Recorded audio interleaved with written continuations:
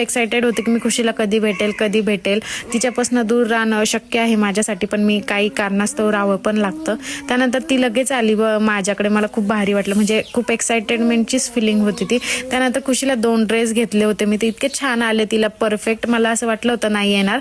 ज्युती पण तिला खूप छान आली. त्यानंतर ती झोपली. घरी आल्यावर झेंडू लावायचे होते. मी यायच्या आधीच त्यांनी झेंडूचं रोप वगैरे आणलं होतं, बाकीचे लावले पण होते, पण 5-6 रांगा लावल्या होत्या. मल्चिंग पेपर टाकायचं हे कारण आहे की त्याच्यातून गवत जास्त उगतच नाही, आणि जर का जमिनीवर डायरेक्ट झेंडू लावले ना तर खूप सारं गवत उगतं आणि ते परवडत पण नाही. झाडं जास्त दिवस टिकतच नाही.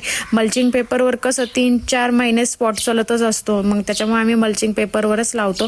एक जण पाणी टाकायला राहतं जेणेकरून माती उकरायला सोपं जातं, आणि एक जणांनी झाडं टाकून द्यायचे आणि बाकीच्यांनी लावायचे. तर मला हे आधी येत नव्हतं, पण मी आता परफेक्ट झाले त्याच्यामध्ये. त्यानंतर घरी आलं, पापड वगैरे तळले, आणि असा होता माझा आजचा दिवस. Bye bye.